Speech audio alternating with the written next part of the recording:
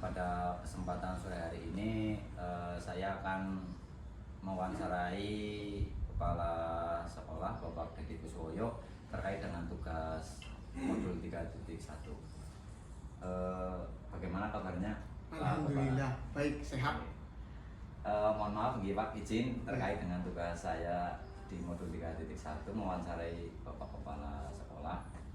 Pada kesempatan ini akan saya ajukan beberapa pertanyaan gitu Pak. Iya, siap. Langsung saja nih Pak. Oke. Yang pertama, selama ini bagaimana Bapak dapat mengidentifikasi kasus-kasus yang merupakan dilema etika atau bujukan moral di sekolah Bapak? Oh, baiklah ya. Kasus dilema etika kita dihadapkan dengan dua pilihan, yaitu yang satu benar lawan benar, sedangkan bujukan moral yang satu bernilai benar, tetapi yang satunya lagi bernilai salah. Sebagai contoh, ketika kita menghadapi kasus bujukan moral itu, ketika kita menghadapi para seseorang yang menawarkan baik itu barang atau jasa. Sebagai contoh, barang berkaitan dengan buku pelajaran. Mungkin kita kenal dengan orang tersebut, atau mungkin itu adalah saudara kita. Nah, di sisi lain kita benar memberikan pekerjaan kepada orang tersebut, tetapi di sisi lain kita juga masih belum benar, karena apakah itu bisa disetujui oleh warga sekolah, terutama gurunya, kemudian isi yang ditawarkan dan lain sebagainya, sehingga itu merupakan kasus bujukan moral. Itu seperti itu, Mas. Begitu nih Pak. Terima kasih. Pada intinya kasus dilema etika itu dihadapkan dua pilihan nih Pak. Ada benar dan benar melawan salah nih Pak. Selanjutnya untuk pertanyaan kedua Bapak, selama ini bagaimana Bapak menjalankan pengambilan keputusan di sekolah Bapak, terutama untuk kasus-kasus di mana ada dua kepentingan yang sama-sama benar atau sama-sama mengandung nilai kebajikan Pak? Oh ya, jadi untuk mengambil keputusan tersebut berkaitan dengan dua kepentingan yang sama benar atau sama-sama mengandung nilai kebajikan, langkah yang pertama adalah saya mengidentifikasi kasus tersebut. Setelah kita identifikasi, kita carikan beberapa solusi dan kita pilih salah satu solusi yang terbaik yang harus kita pilih, yang punya kasus dan terbaik bagi lembaga. Jadi pada dasarnya dalam mengambil keputusan itu ya kita harus sesuai dengan pemanfaatan yang ada dalam kasus tersebut. Yang pertama, kemudian tidak menyinggung orang lain, kemudian juga manfaatnya untuk orang banyak. Iya. Jadi pada intinya mengidentifikasi dulu ya Pak, iya. Mencarikan beberapa solusi itu. Iya. Terima kasih Pak. Selanjutnya pertanyaan yang ketiga, yaitu langkah-langkah atau prosedur seperti apa yang bisa Bapak lakukan selama ini? Untuk mengatasi langkah-langkah atau prosedur yang selama ini saya lakukan untuk menghadapi kasus tersebut adalah jika terjadi suatu permasalahan, kita menggunakan prosedur. Yang pertama, kita cari penyebabnya. Jadi segala sesuatu itu penyebabnya apa, kemudian dari permasalahan itu apa saja yang ditimbulkan, kemudian apakah penyebabnya itu dari yang punya kasus atau berhubungan dengan kasus-kasus lain dengan orang lain, kemudian dari beberapa lembaga atau dan lain sebagainya, kemudian dari beberapa identifikasi. Kita mengajak berdiskusi dengan orang tersebut bagaimana cara memecahkan masalah tersebut.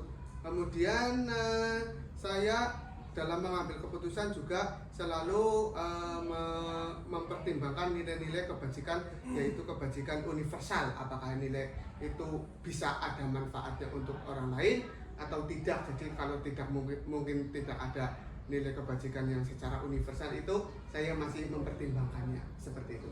Gitu nih Pak, luar biasa. Jadi pengambilan kebijakan itu mempertimbangkan kebijakan universalnya nih Pak. Iya. Selanjutnya pertanyaan yang keempat, hal-hal apa yang selama ini Bapak anggap efektif dalam pengambilan keputusan pada kasus-kasus dilema etika? Menurut saya yang paling efektif untuk menghadapi pengambilan keputusan pada kasus dilema etika itu adalah kita melakukan kegiatan diskusi Iya, diskusi juga bermusyawarah ya dengan yang punya kasus. Mungkin kasus antar siswa dengan siswa, kemudian siswa dengan guru, guru dengan guru, dan lain sebagainya. Jadi intinya ya kita melakukan diskusi terhadap apa yang menjadi permasalahan tersebut, kemudian bagaimana kita cara memecahkan masalah tersebut. Memang berat untuk kasus dilema etika ini, berkaitan dengan hati nurani kita, berkaitan dengan rasa, berkaitan dengan nyaman dan tidak nyaman dalam mengambil keputusan. Apakah keputusan kita itu sudah dianggap baik dan bermanfaat atau mungkin malah sebaliknya, seperti itu. Luar biasa Pak. Jadi terkait kasus ini perlu didiskusikan, dimusyawarahkan ya Pak. Iya. Apalagi dengan berkaitan dengan rasa nih Pak. Rasa itu memang susah. Susah ya, luar biasa. Selanjutnya pertanyaan yang kelima, hal-hal apa saja selama ini merupakan tantangan dalam pengambilan keputusan pada kasus-kasus dilema etika Bapak? Oh iya, hal-hal yang selama ini merupakan tantangan dalam pengambilan keputusan untuk kasus-kasus dilema etika adalah kemarin saya pada saat itu sekolah kami akan mengadakan study tour. Namun ada satu anak yang tidak diperbolehkan ikut. Iya. Nah, dengan alasan biaya. Padahal anak tersebut sangat ingin mengikuti kegiatan study tour tersebut. Apalagi semua siswa ikut. Namun akhirnya setelah kita bermusyawarah dengan para guru, dengan wali murid, dengan komite, khususnya dengan komite itu sebagai wakil dari wali murid itu, akhirnya anak tersebut yang terkendala dengan biaya kita topang dengan cara subsidi silang. Ya, nah itu memang dilema etika kita. Apabila anak tersebut tidak diikutkan, ya kita merasa kasihan. Iya, tentu ada kasihan teman-teman yang lain mengikuti study tour, kemudian sementara dia terkendala dengan biaya. Nah, kemudian saya juga menekankan kepada guru kelasnya yang berkaitan dengan siswa tersebut untuk membicarakan tentang anak tersebut memiliki uang berapa, tapi tidak dalam arti tidak digratiskan, hanya itu nanti subsidi silang dengan teman lain yang sebelumnya kita tentunya berdiskusi dulu dengan para guru, kemudian dengan komite juga dilibatkan, karena kondisinya seperti itu, yaitu seperti tadi, apabila kita membiarkan anak tersebut tidak ikut, tentunya dia akan kecewa sekali. Padahal itu momen yang dinanti-nanti, karena terkendala dengan dana. Oleh sebab itu kita cari penyelesaian masalahnya. Nah, masalahnya terselesai juga sudah. Luar biasa, ini pengalaman yang luar biasa. Terima kasih ini Iya. Pak Kepala. Jadi lihat narik dari pembicaraan itu ada kolaborasi gitu Pak, Iya. dengan wali murid, guru dan sebagainya untuk memecahkan permasalahan yang ada gitu. Iya. Terima kasih sekali. Selanjutnya untuk pertanyaan berikutnya, apakah Bapak memiliki sebuah tata kelola atau jadwal tertentu dalam sebuah penyelesaian kasus dilema etika? Apakah Bapak langsung menyelesaikan di tempat atau memiliki sebuah jadwal untuk menyelesaikannya, bentuk atau prosedur seperti apa yang Bapak jalankan gitu? Oh iya, untuk masalah tersebut ya, memang sebaiknya itu kita menggunakan istilah ikan, yaitu ikan sepat, ikan gabus. Ikan sepat, lebih cepat, lebih bagus. Jadi kalau ada masalah kok ditunda-tunda, nanti tidak selesaikan juga. Nah, untuk menghadapi hal tersebut, setiap ada permasalahan kita berusaha untuk selalu dapat cepat menyelesaikan masalahnya, karena kita tidak ingin supaya mereka itu yang memiliki masalah berlarut-larut. Jadi kalau tambah masalah itu, masalahnya tidak akan selesai. Jadi solusinya adalah saya menggunakan istilah ikan sepat, ikan gabus. Lebih cepat, lebih bagus. Terima kasih sekali Pak. Jadi ini luar biasa, ada kata-kata ikan sepat, ikan gabus. Jadi ketika ada suatu permasalahan memang harus diselesaikan begitu nih Pak. Iya. Ikan sepat, ikan gabus. lebih cepat, lebih bagus, luar biasa. Selanjutnya nih Pak, untuk pertanyaan berikutnya, adakah seorang atau faktor-faktor yang selama ini mempermudah atau membuat Bapak dalam pengambilan keputusan dalam kasus-kasus dilema etika yang membantunya gitu Pak?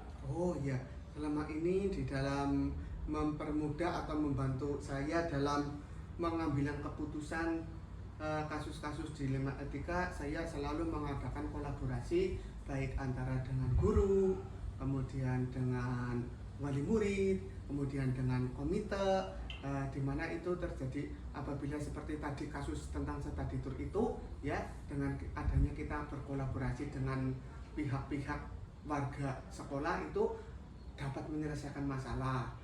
Tetapi apabila kita misalnya itu di dalam dilema etika, saya merasa bahwa sudah itu kasus yang tadi anak tidak memiliki uang tetap bayari saya, nah itu juga saya belum pernah melakukan seperti itu karena tetap mesti ada permasalahan dan solusinya itu dengan berdiskusi. Luar biasa, terima kasih sekali Pak. Jadi pada intinya kolaborasi dengan berdiskusi Pak. Iya. Luar biasa ini, terima kasih. Selanjutnya ini pertanyaan terakhir nih Pak, dari semua hal yang disampaikan pembelajaran apa yang dapat Bapak petik dari pengalaman Bapak mengambil keputusan dilema etika Pak? Jadi berdasarkan tadi adalah pembelajaran yang dapat saya petik atau dapat saya panen, dapat saya ambil, ya itu berarti kita memiliki rasa sadar bahwa setiap manusia itu punya masalah. Dalam menghadapi masalah itu kita harus yang pertama adalah tenang, kemudian